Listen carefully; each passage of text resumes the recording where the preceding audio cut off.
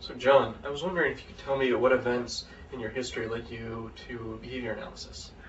Well, it's a sort of tortuous story. I mean, I did my undergraduate education in England. I grew up in England, and the educational system there was odd and probably still is odd. In this way, that if you want to do, let's say, biology in college, you have to take it in high school. Well, my high school didn't have any biology. Okay, all it had was either science or humanities. And science was pure math, applied math, physics and chemistry. That was it, right? So I did rather feebly at that, and all I could get into in college was engineering. In a place called Battersea Polytechnic in London. It's now called, I don't know, University of the South Bank or some strange name. Anyway, Battersea Polytechnic. And there were about 12 of us in the class. And we met from 9 in the morning till 5 in the evening. And most of that time was spent drawing like nuts, little engineering parts, or beams. We spent a lot of time breaking beams. Those machines that broke beams. And doing problem sets. And in this class of about 12 people, there were 2 girls. There was a Polish girl and a very small Indian girl. And our problem sets were typically 12. You do 12 problem sets. I would be on number 2, the Indian girl would be on number 12. Okay. I figured there's got to be something I can do better than this girl, and this isn't it. Okay. So I looked around, and it turns out in the University of London, as it was then, you could transfer from Battersea Polytechnic to other colleges if you could find an appropriate subject. So the subject was psychology, because no high school had psychology. So all you had to do to get into psychology was, take some little test, right? Sort of an IQ test. So I did that. I went to University College. So that's how I got into psychology. Well, and it's kind of a long story as to what happened after that. I was 2 years at University College, where there were lots of girls. And I spent a lot of time reviewing movies. That was useful. Writing reviews for the college newspaper. That was interesting. Not so much time doing psychology, actually. Somewhat smaller time in psychology. So I sort of scraped by. And in fact, they were after 2 years, they tried to throw me out. Now, the English system is very different from the American system. The English system is... there are exams that the college gives you, but they're basically up or out. They're pass-fail exams. So as long as you can pass those, you can go on to the next year and so on. But then at 2 years, you have to take 2 or 3 big exams, which covered the whole previous 2 years' time. Well, when I came in from engineering, the people, the psychologists said, well, you're an engineer, you must be good at math. So you can take as what they call your minor mathematics. Well, of course, I'd failed math before, I failed it again, very bad at math. So then I took anthropology, which is, your basic BS field, so anybody can kind of get through that by reading, Margaret Mead and Malinowski. You ever read any of this stuff like We the Tickapia and so on, the strange practices of the Trowbridge Islanders and so on. So I read that. That was sort of fun. So I passed that. And then the other one was economics. You had to take 2 subordinate subjects in addition to psychology at the end of 2 years. The other one was economics. And I had an interesting experience there. I went to a couple of seminars. You had to have these small seminars. You had to take 1 per week and so on. Turn up per week. And I went to a couple. They were very boring. And the guy who taught them was a man called Stonier. Was he Stonier? Either Stonier or Haig. Anyway, the textbook was Stonier and Haig, and one of them taught it. Very boring guy. So I was not doing too well at that.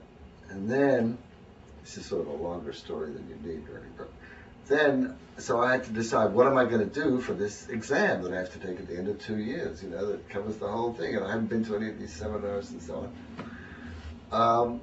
But the English system, the way it was done then, was that you could see old exam papers. You could actually buy them from the store. It was totally legal. There were sort of essay-type exams. You could see the kind of questions that people asked, right? So I got some of these, and I figured out, well, I can't read this Stonier and Haig. It's just really too boring. So I went to the local bookstore. There's a huge bookstore in the middle of London called Foyle's. It's still there, actually, a giant bookstore. And looked in the economics section and found this book by some guy called Samuelson.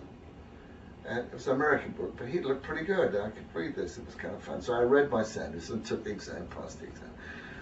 Only one small hitch. When I turned up for the exam, the examiner, it was all very formal. You went to a separate place for the examinations and so on. And they had these invigilators, as they called these guys, who supervised the exam. And this guy said, well, there's a bit of a problem. The exam you wanted to take was given yesterday. But he said, look, it's all right. There's what's called an internal degree and an external degree, and the syllabus is the same for both. So you can take the external exam, which is being given today, right? So I took the external exam. Anyway, then months passed and so on, or weeks passed, I forgot how long it was, and I was called in for an interview with the psychologist. And psychology department, Dr. Kelvin, was one of the professors. And he said, well, we're going to have to fire you. You're going to have to leave because you failed your economics. And I said, well, no, actually, I haven't failed my economics because the grades are published, and so on. And he said, well, but you never turned up for any of your seminars. Well, I said, I had to admit that was actually true, but I had passed the exam, which is apparently all that we were. So they were not going to fire me, but I thought, well, the writing's on the wall, I better quit. So I went to Africa for 2 years. It wasn't as adventurous as it sounds. My parents had gone out there a little earlier and so on. So after 2 years in Africa, I came back. I took it fairly seriously and then passed with a reasonable degree and all that. But I wasn't good enough to go on to graduate school in England at that time. There were very few opportunities. But in America, it was a seller's market at that time. I mean, on the notice board, there were 3 places that were advertising research assistantships, right? One of them was Kansas State. The other was McMaster University, which is in Canada. And the third was Hollins College. I don't know anything about Hollins College, but it's in Virginia. So I applied to all 3. I got the identical offer from all 3. Munificent sum of $1,800 per year for 1 year, which you can actually live on in those days, $200 a month, for these assistantships. So I had to decide between McMaster and Kansas State. I think it was Kansas State. And Hollins College. So I looked at the map and I said, well, McMaster's really north, it's so cold and Canada and everything. And the other one, Hollins in Virginia, it's a pretty place. So in total ignorance, I went to Hollins College, right? Now, any psychologist would have said, you're a fool, McMaster's a great psychology department. They're really good people there, Who the hell's at Hollins? Like 3 guys, never heard of any of them, so on and so forth, 4 guys. What's more, it's a girls' school. It actually still is a girls' college, but they had 2 master's programs that were obviously co-ed. So anyway, not knowing what the hell I was doing, I went to Hollins College, and got fairly serious and sort of studied. From there, I went on to Harvard. I got it because they didn't do a PhD in Harvard. And okay, now the issue is, how did I get into behavior analysis? Well, I don't know. I'd always been very unhappy with the method of doing experiments in psychology, group experiments, right? It just seemed to me you couldn't really get control of your subject matter. You're remote from the actual organism. I really always wanted to be a biologist, so I went with animals. Well, at Harvard, I was shown around. I went up for a visit before I guess after I was admitted. I can't remember, but obviously before I went permanently. And I was shown around by this relatively young guy, Dick Hernstein, and he showed me the experiments that were going on and so on. And I remember the one that I found most fascinating was being run by a guy called Peter Van Summers, of whom you probably have not heard. You ever heard of him? He was a brilliant experimenter. He was a graduate student, an Australian. And he was he was reinforcing goldfish with oxygen. So he had this little tube with a single goldfish in it. And he was controlling the oxygen and recording the way it would push a little paddle and so on. And I thought, this is really neat. I mean, here these guys have got single organisms. They can actually get data out of them that look good. There's this cumulative record thing that people have invented. This was high tech, for those days. You could get a real-time measure of behavior. And this just seems so much more satisfying than this arbitrary business of taking it out and putting it in a T-maze, having a stopwatch or counting lefts and rights or something like this. So that's really what got me into it, was the experimental method, which was close to biology, it's close to the sort of reflex study, and indeed, as you all know, Skinner started out working on reflexes and so on. I didn't know anything about Skinner. I mean, I'd not read anything of his, really. Bob Bowles, whose name you probably remember. Remember Robert Bowles? He's very well known. He was at Hollands, actually, at that time. But I didn't have very much to do with him. But he did point me to a book by this young guy, Murray Sidman, called Tactics of Scientific Research. And of course, this is Murray's great book.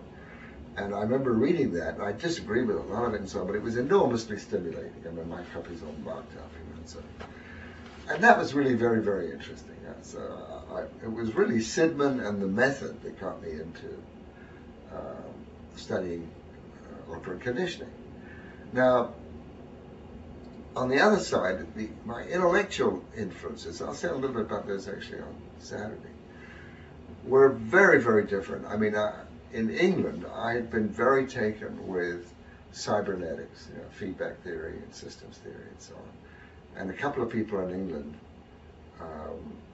were very influential. A guy called Ross Ashby, who wrote a book called Cybernetics, another one called Design for a Brain. And I never met him. But even as an undergraduate, I was sufficiently interested to go and meet another guy called Gordon Pask, of whom probably you've never heard. He was a brilliant but incredibly eccentric cybernetics pioneer. And he actually, one of the things he pioneered was teaching machines. He had actually, before Skinner really came around to doing teaching machines, he had, in fact, a little company that tried to sell teaching machines that, based on sort of computerized algorithms, for presenting material and this kind of thing. So he lived not far from where I lived in London, and I got to meet him. So that was really my influence, intellectual influence, not behaviorism at all. And in fact, when I came around to reading Skinner, he writes, of course, beautifully, very lucid writing, but having been very interested as an amateur in philosophy, I'd read a lot of Bertrand Russell and so on.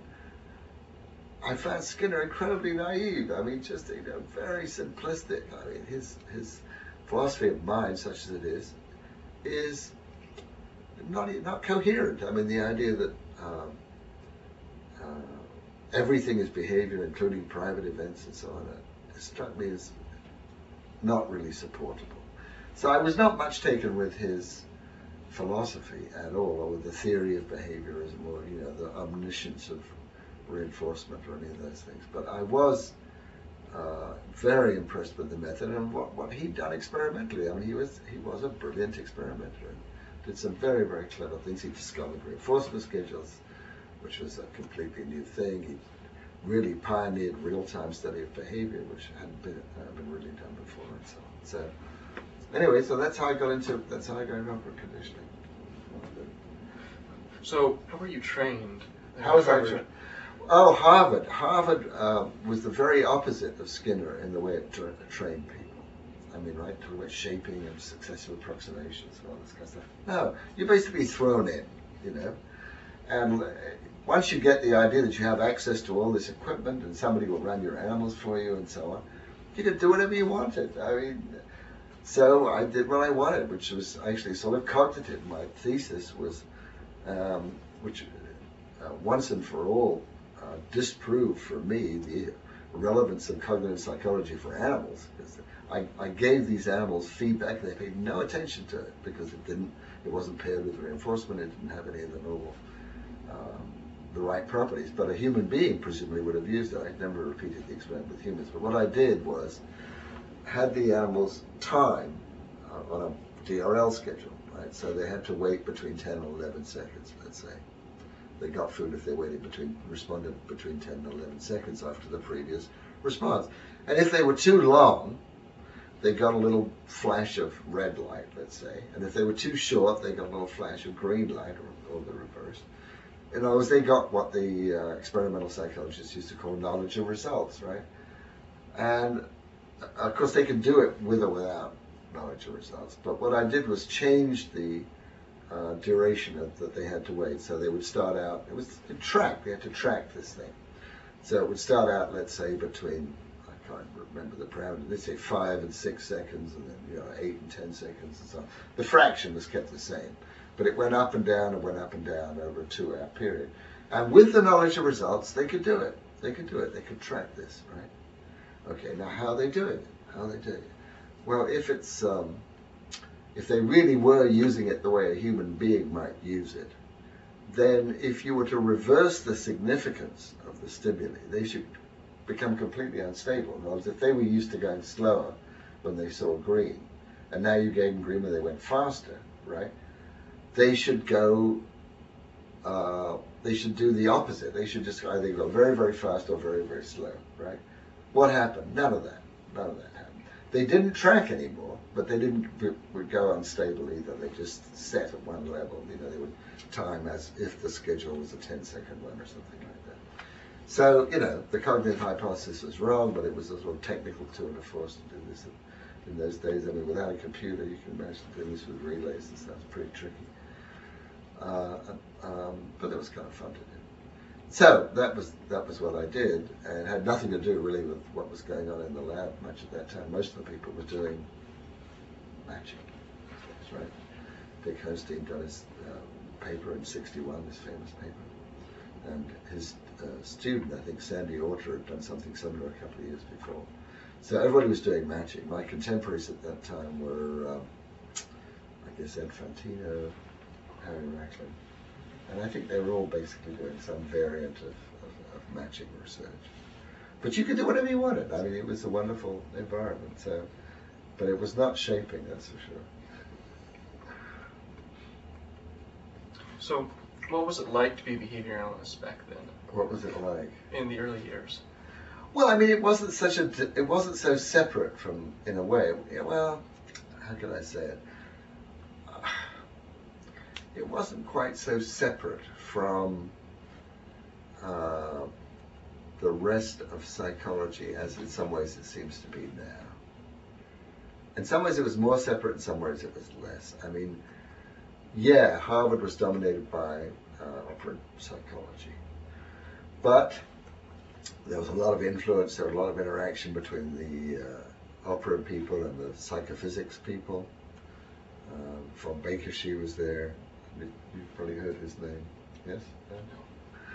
Yeah, von Bakersche, I mean, all of this was done in the basement of Memorial Hall. Now they've moved into, subsequently a year or so later, they moved into a new building, terrible building. But this basement was terrific. It was about 100 rooms. Everybody was sort of on the same floor. And there were a cognitive person or two, Smitty Stevens, the psychophysics guy, and von Bakersche. Now, von Bakersche is a Hungarian who did pioneering work on audition. In fact, 2 years after I left, I think, he won the Nobel Prize for that. So he really was very, very good.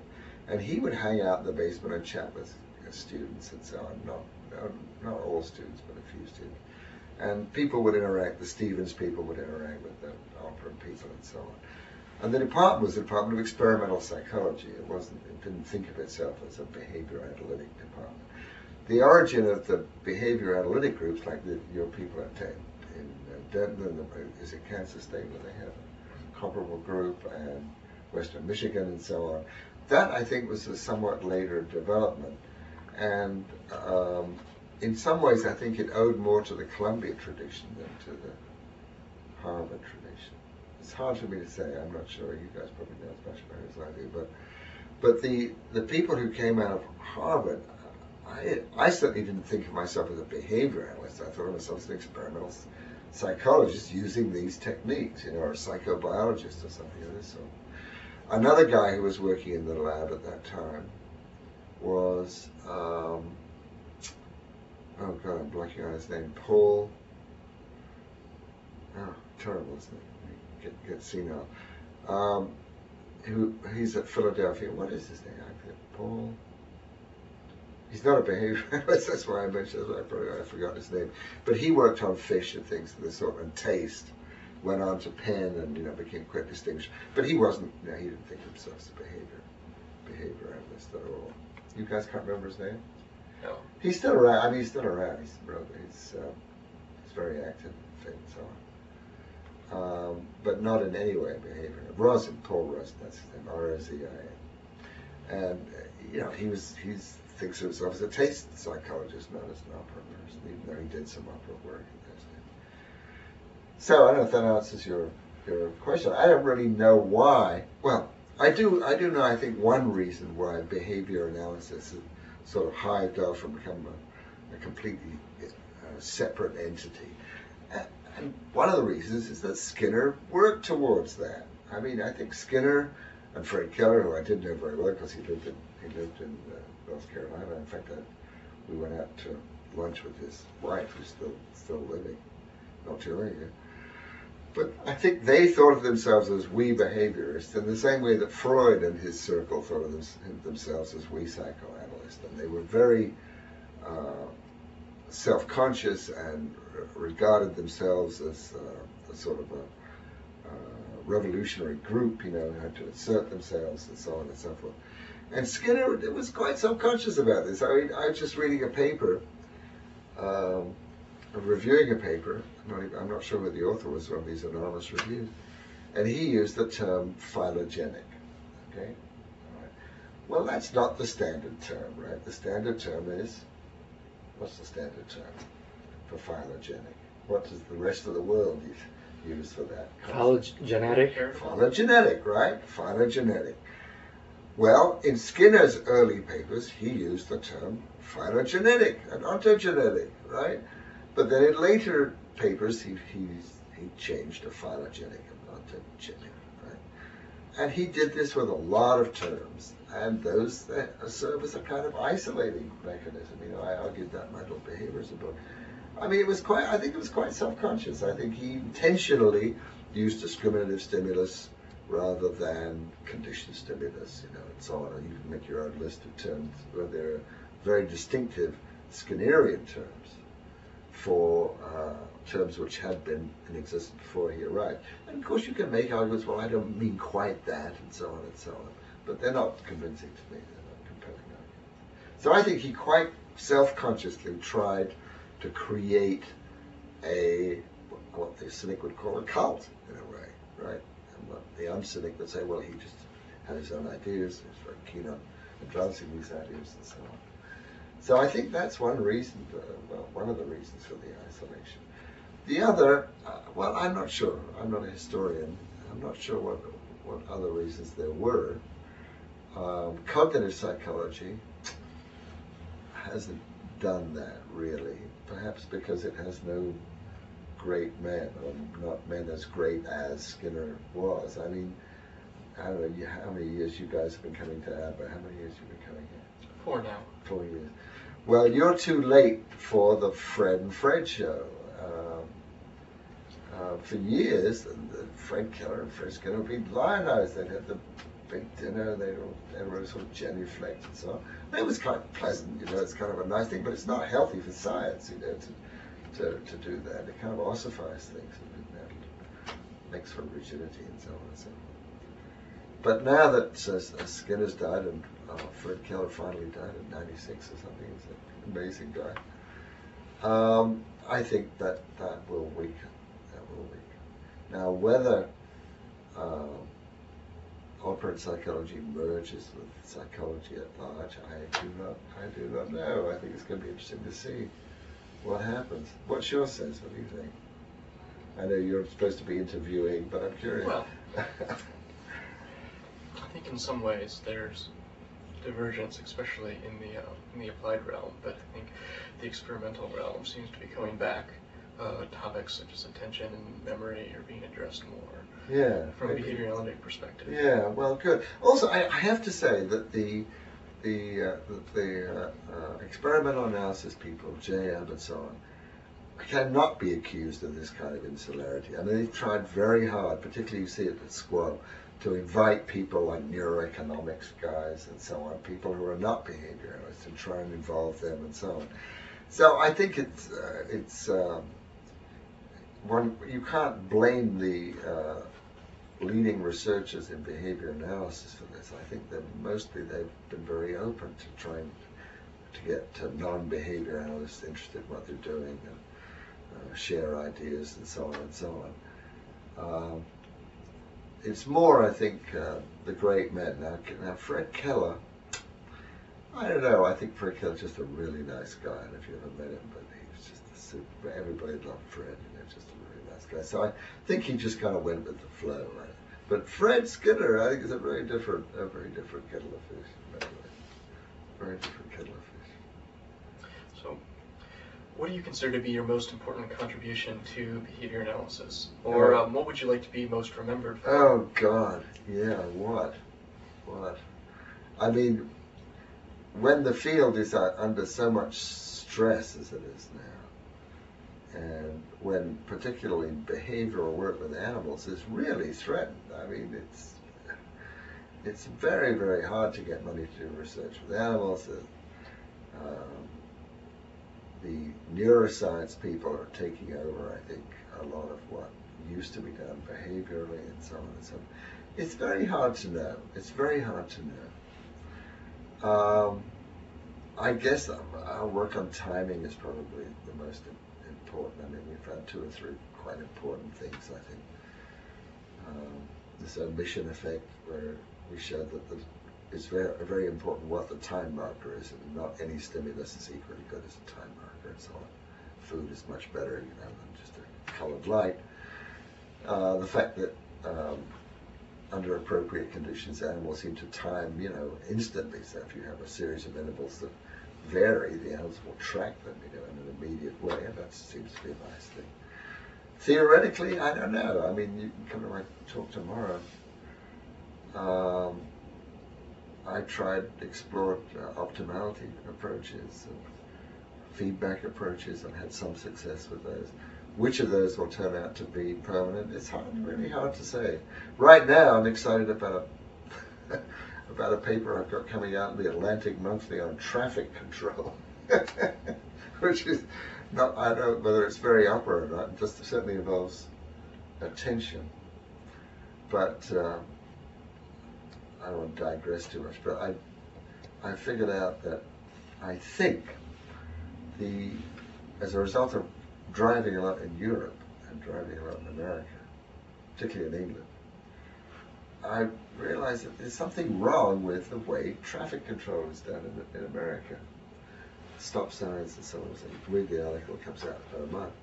But the bottom line is, if the hypothesis is correct, my hypothesis is correct, and if something could be done about it, it would make a huge difference in fatalities. And the fatality rate in this country is huge compared to England, believe it or not. Even though the roads are small, cars are small, so I don't think the English are any smarter than the Americans. But it would make a difference to about 6,000 fatalities a year, right? Which is like, 1.5 times as many Americans have died in the Iraq War in 5 years, so it's a huge thing, So if something happens with that, and if I'm proved correct, that would probably be my epitaph, in scientific epitaph. Yeah, anyway, obviously one can't really tell. Poor old Mendel, made these wonderful discoveries and died, a completely anonymous guy. I mean, it took 30-some years before people rediscovered what he'd done. So who knows, who knows? So what led you to your position of theoretical behaviorism?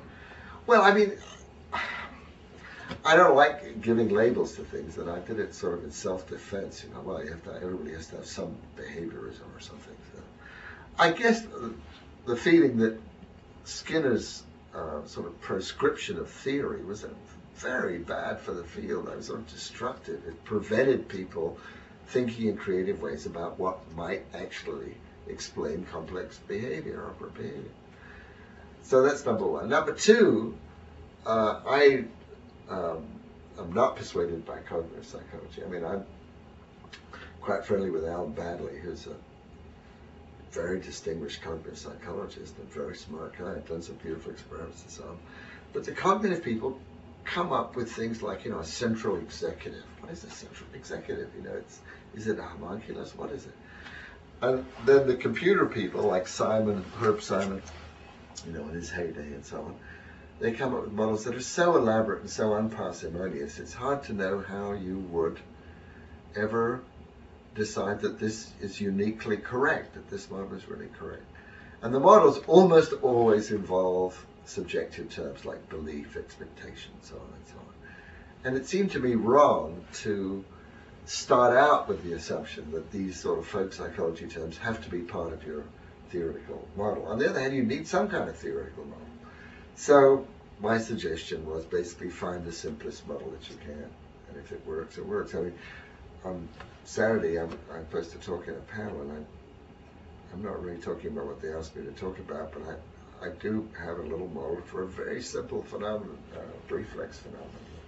Been studied for years, and that's the sort of thing, you know, so I can point by example and say, look, that's the kind of thing I think we should be looking for in the model of habituation, which is almost certainly wrong, but on the other hand, I think it's the kind of model, you know, a very simple, this multiple timescale model, a very simple model like that is the sort of thing we need to be looking for, and not be, on the one hand, biased in favor of folk psychology. Not to say that folk psychology is going to be wrong. I mean, maybe there is something corresponding to expectation or representation or whatever.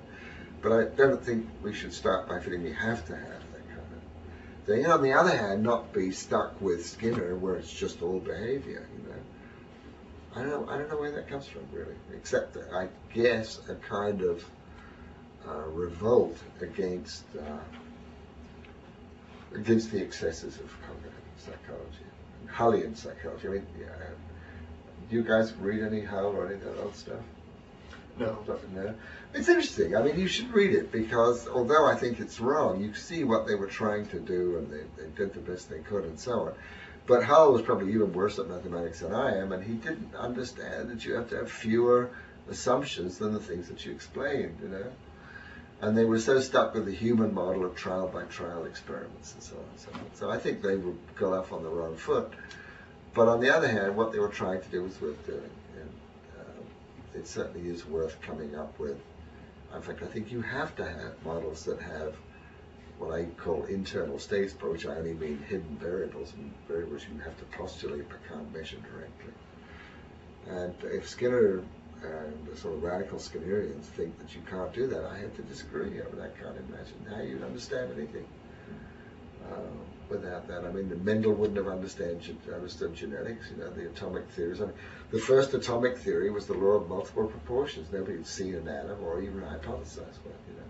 But out of that came this atomic hypothesis and so forth. So I think if you look at the history of science, it's a perfectly legitimate, indeed necessary way to proceed. So that's right. Thank you. How do you think the field of behavior analysis has been changing over the years? Well, you know, I don't know. I'm not sort of a mainstream behavior analyst guy, so I'm not a good person to ask about that. I mean, I tend to be a bit of a dilettante. You know, I've been reading books in behavioral economics and evolution and, you know, this kind of thing. I haven't been far. I'm not an avid reader of the behavior analyst or JF, although, you know, I feel guilty about it, and I don't. But you know, I don't find myself necessarily focusing on those journals. I read more biological things and so on. So I don't really know. I do think it's unfortunate that there are places that identify themselves as just behavior analysis. You know, I mean. Some are broader than others. I have many colleagues at Florida, and I don't think University of Florida, I think they're fairly broad and so on. But I think I suppose the involvement of applied behavior analysis acts as kind of a gravitational force. You know, if you have a big behavior analysis program, and these folks, of course, do wonderful work in autism. I'm not sure there is any other method that works very well, and so on and so on. And their methods work. The reasons why they work may not be accurate. I mean, that in the same way that, you know, animal breeders for years were very successful in breeding animals. They only went genetics, right? So you don't necessarily need to have an accurate theory to have a good practice. If you're pragmatic, you can do what works and so on. You can label it any way you want. It doesn't really matter. It doesn't impair the practice. But I think if you've got such a group, a lively applied group, then it will tend to want to have, you know, research people doing stuff in the same tradition and so on. So, is there anything in your career that you would do differently if you could? Well, I'd probably have gone into biology. Yeah. I would probably have gone into biology. Although I don't know, because I was always interested in philosophy and so on. So, I would have been much smarter. I think I could say that. Definitely, I had the choice. Much smarter. But in terms of decisions, when I've gone to a different school, I think I was very lucky in many ways. I mean, I was a terrible student, and I was really more interested in movie reviews, and so on, than serious scientific research. So, yeah, I don't know. I think I was lucky to go to Harvard. Harvard's a great place to work in those days. I think when they moved, the building, they moved in 1964, I think, to this new building, William James Hall, which is beautifully designed to isolate people from one another. Have you ever been to William James Hall? No? If you go to Harvard, you should see it. It's this great tall building designed by I.M. Pei or something, a distinguished architect. But each professor has his own floor. So, and if you want to go to another floor, you have to walk through 4 doors. Walk up to 2 fire doors and so on. So it just isolates people terribly, terribly. It's really not a healthy environment at all, I would say.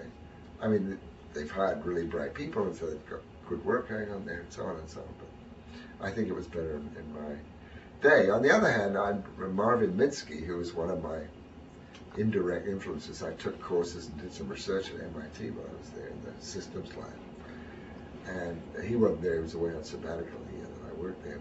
I worked with John McCarthy, who was a computer guy, and of course Jerry Letford and all those guys who did this wonderful work on farm, and so on.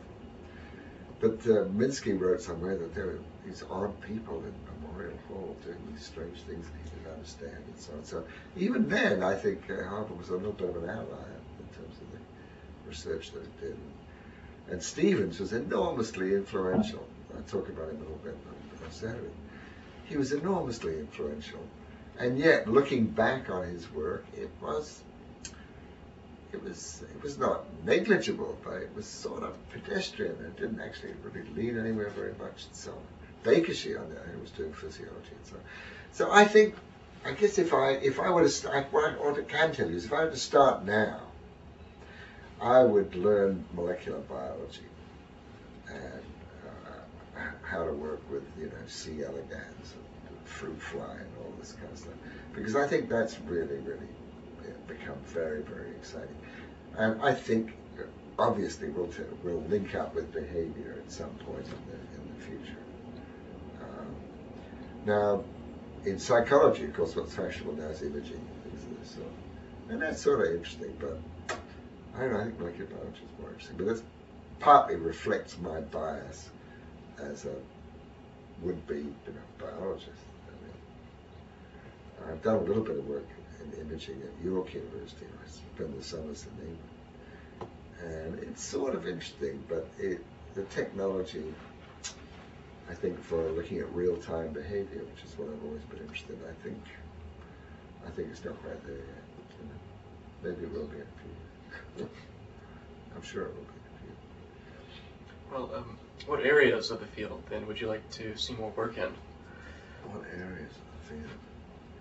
Well, I think it's, of course, a tragedy that laboratory work on animals is basically dying. I mean, because of the funding problems, the expense of doing it, and so on. I mean, when I started out, you built your own cages. They were made out of wood. There was no IACUCs, there was no animal regulation. There wouldn't need to be. We weren't being cruel to the animals. They were just pets, basically. But now, I mean, at Duke, my lab was moved 3 years ago. I regret now agreeing to do it, but I was being Mr. Good Guy. So I agreed with the other animal people to go to a new building, and it's sort of horrible. I mean, it's all designed along a medical model, this stainless steel, everything, and so on. I mean, it's just, to give you another example, the zoology building, when I first came to Duke, they would have cages outside with crows and peacocks and all sorts of things. None of that. It's all gone, It's all gone. So work with whole organisms in biology and psychology has really taken a hit in recent times. I mean, there's more money going into it, but it's much more expensive. I mean, you guys work with animals, or yeah, right? Yes. So, I mean, all you need is a wooden cage and a computer. It doesn't cost anything. It's not expensive at all. But the way it's set up now, it's incredibly expensive. So there are all sorts of impediments to doing the kind of freewheeling work with animals that we used to be able to do. And so I think I'm really sad that that tradition is going. Now, people may say, like someone like Jim Watson, you know, the DNA guy, entertaining writer. I mean, he had apparently a big battle at Harvard with E.O. Wilson. You know, E.O. Wilson, right? It's a very good Nova on him a couple of days ago. Anyway, I mean, they had big battles about whole organism biology. He didn't want to see any more of it. I don't know what he thought the point of DNA was, but you know, he just wanted it all to be molecular and so on and so on. So it's always a battle to maintain interest in whole organisms. But I think that's we need to fight for that, you know, as best we can against the bureaucracy. Right. So what do you see as the future of behavior analysis? Well, I hope there will be no behavior analysis and no cognitive psychology, but just behavioral psychology. I mean, I hope that we come up with some kind of coherent. I mean, this is one of the things I was going to talk about. I mean, if you read, I enjoy reading biographies and so on. I've been reading Jim Watson's biographies. He's an odd fish and so on. But the account of the scientific struggles that he had, you know, to try and figure out how this worked and that worked and so on. Very inspiring. And the thing that would strike any psychologist, I think, reading that, is that everybody knows what a legitimate question is, you know, in that field. Not that they all come up with good questions. Some of them you can answer, some of them you can't. But you can tell right away, yeah, this is something that somebody might want to look at, okay? And the things all fit together, and he would go to different labs, and all the bits would sort of fall together in the puzzle. We don't have anything like that, you know. We don't have anything like that in psychology. I mean, you guys could go to, I just was on a site visit in San Diego. They've got this massive setup there in cognitive psychology and developmental. It's very interesting, some of it. But I think if a behavior analyst went there, they wouldn't have anything to say to him. He wouldn't have much to say to them. And I think that's a tragedy. That's just terrible. Until you get to the point where everybody's sort of speaking the same language. And that has to evolve. You can't impose it. I mean, that's my beef about, you know, movements, whether it's cognitivism or behaviorism. You know, they tend to want to impose the language. I mean, arguments to Charlie Catania, who's always fussing about the language. So language has to emerge from the facts, you know, and it's not something you can impose on the facts. The example I often give is, like, suppose before Newton, you know, some early positivists said, well, let's define what we mean by energy. You know, it's going to be such and so. Well, of course, he wouldn't get it right. He couldn't get it right until Newton came up with the appropriate theory, and then the definition flows from that and so on. So I think the language has to follow understanding, not the other way. Not the other way around. It's a block to understanding if you insist on a particular language, a particular way of talking about things and so on. So that's what I'd like to see. Well, what messages would you like to send to students for the future? Messages to students. Oh God, I mean, that's the tough thing, because on the one hand, they want to get a job, right? They have to get a job. And that means they have to have on their CV the sellable skills, you know? If you want to work with animals, you better know something about neuroscience, you know? I think from a scientific point of view, that's also legitimate. But even if you're interested in ethology, you just want to go and look at animals in their natural habitats or something, I think that's going to be very hard to market these days for all the reasons we just talked about. So, you know, I'd say if you're interested in working with animals and studying learning in animals in a laboratory environment, learn something about neuroscience, learn its limitations, and maybe you can help the neuroscientists not reinventing the wheel, which they do a lot of. I mean, you read some of these papers, I mean, these guys obviously have no knowledge of what's actually been discovered, or very little knowledge of what's really known about operant conditioning, and so they sort of fumble about, you know. And, you know, some operant conditioner who also knows, has a good background in neuroscience could be very helpful in that field. And from a professional point of view, that would also be good. That would also be similar. I think basically try and figure out what you really enjoy doing, what you really want to do, and then figure out the sort of pragmatic path that gets you to where you can actually do it. And that may mean a little bit deviating from the final thing or not, depending what it is you want to do. But on the other hand, I wouldn't say, well, I was just talking to I'll give you an anecdote. I was just talking to a guy who had been a student, not my student, but my lab was adjacent to his lab. He worked as with an anatomist, a very distinguished anatomist.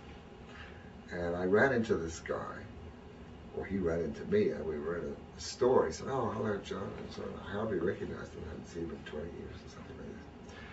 "Oh, I'm working for the prison system." So this guy, who was trained as a neuroanatomist, psychologist, for some reason figured out he couldn't get a research job in that area, and so he re-qualified himself as a clinical psychologist and works in the prison system, which he insisted I'd go with him and have a little tour of the local prison, which is kind of interesting. But it's interesting that the psychologists there were behavior analysts. I didn't know any of them. They knew who I was, or some of them knew who I was. One of them came up when he signed a book, which is sort of nice. But if you want to work with animals and only study behavior analysis, you're liable to wind up in a job like that. Now, these guys, I think, enjoyed it. I don't say that it's a terrible job, but if that's not what you want to do, work in an applied setting and so on, then you're going to need to have a broader set of skills and so forth. I think. Incidentally, another comment I make. I mean, I just ran into a friend, Jeff Hall, who's at York. He's giving a talk here and so on. And when you think about it, it's really rather incredible that associative learning, which is what his tradition, right? Peter Holland, Chapman Binghamton, Ralph Miller, and so on. All these guys are associative learners, and the operant conditioning. There's almost no contact. There's almost no contact between them. I mean, at York, there's Kim Kirkpatrick was at York. She's leaving now. She's going to Kansas State, I think, actually. She's worked with Church and Westman, so she's sort of a comparative cognition person. She's not an operant conditioning person, but that's the closest to operant conditioning they have at York. And then Jeff, who's very eminent in associative learning. But there's not much commonality between these two fields, really. They're group experiments versus individual animal experiments, and so on, with the rats, not pigeons, and so on. So there's even as close as these two areas are, there isn't yet a really coherent theoretical scheme that everybody can agree on. Which is too bad. I don't know what you do. And comparative cognition, I was just at a meeting there. Do you guys go to the comparative cognition meetings? No? They're very interesting, but it's again completely different. I mean, they study all different species, people like Sarah Shuttleworth, very eminent there, crows, and so on and so on. But that's again a sort of separate group. I don't know what the behavioralists think about that. Not much, evidently, right? Not much. Not really aware of it. Really? Well, boy, if you like working with animals, you should be, because there's some pretty interesting data these guys are collecting. Really quite remarkable. Alex Koselnik is here. Of course, he's trained as a biologist, he's a zoologist. But he's been very careful to keep his contacts with behavior analysis and keep up with what's happening here and so on and so on. And of course, he uses operant techniques in his training his crows and so on. Yeah, so I'm sort of sorry that there's seeing all these divisions, it's unfortunate.